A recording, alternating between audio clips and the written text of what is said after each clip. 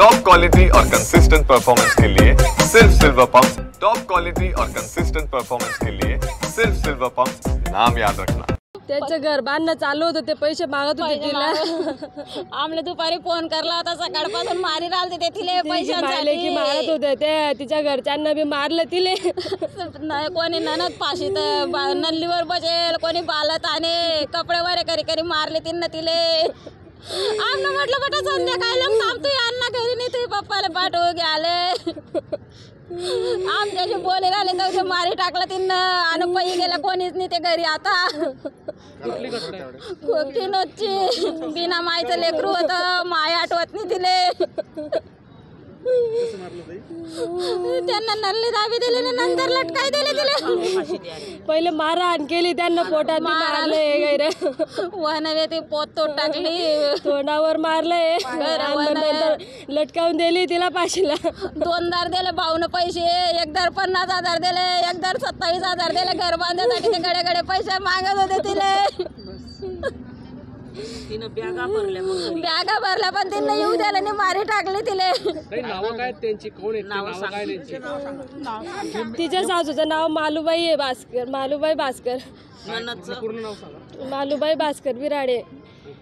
तिच्या ननदचं एक अर्चना आहे, का नाही, एक माया आहे। तिच्या गावचे नाव बी सांग। एक कानसवाड्याची तरी राहायला आली आणि एक ईदगावची तरी राहायला आले। गैर मारलं तिनं आणि मारी जण पै गेला, आणि त्या बोवानं बी मारलं, नवऱ्यानं बी मारलं, तो बी पै गेला।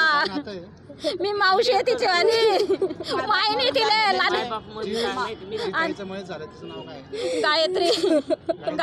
गायत्री ज्ञानेश्वर कोडी, सागर साहेबराव कोडी, गायत्री मयत गायत्रीचा भाऊ। गायत्री हिचा दुपारी तिच्या सासूंच्या 12 वाजता मला फोन आला। त्यांनी मला सांगितलं की तुझ्या बहिणीच्या येऊन जा इथं। तिने मला मारहाण केली, तिच्या सासूचं असं म्हणणं होतं। तिच्या सासू, ननद आणि एक दुसरी तीन नंदा आणि सासू हे म्हणत होते की हिने आम्हाला तिन्हींना मारहाण केली। आता ती एकली ते एवढं 4 जणांना कसं काय मारणार आहे?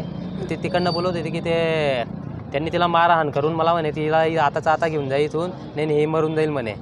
आता तिचा माझ्या बहिणींना फोन केला, बहिणींना सांगितलं की यांनी मला त्यांनी मला मारहाण केली आणि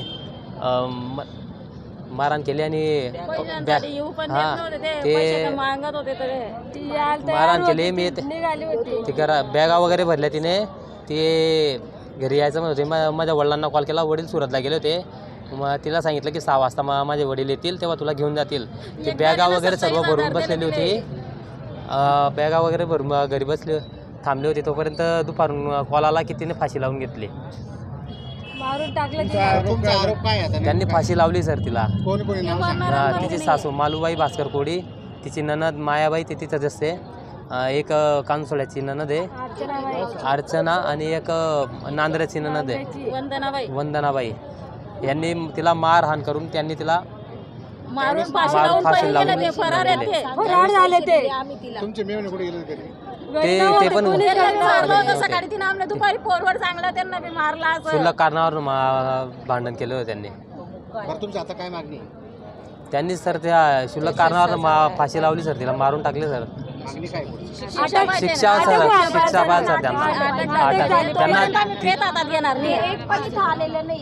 त्यांनी सर। आम्ही जेव्हा तिथं आले, आम्ही जेव्हा तिथे घटनास्थळी पोहोचले तेव्हा तिथं कोणीच नव्हतं।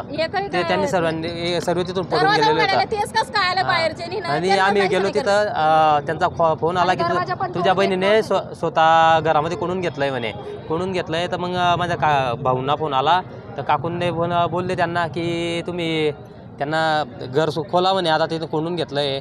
तर नाही म्हणे, आम्ही आता चालू दरवाजापासून आम्ही कसं काय दरवाजा तोडू। तर त्यांनी दरवाजा खोलला नाही, तोपर्यंत आम्ही आले, तोपर्यंत त्यांनी फासावर लटकून घेतलं होतं। मारलं की काय केलं काय माहिती, आम्ही तोपर्यंत घटनास्थळी पोहोचले तोपर्यंत आम्ही दरवाजा खोलला म्हणे असं सांगत होते। फरार झाले। सागर साहेबराव कोडी।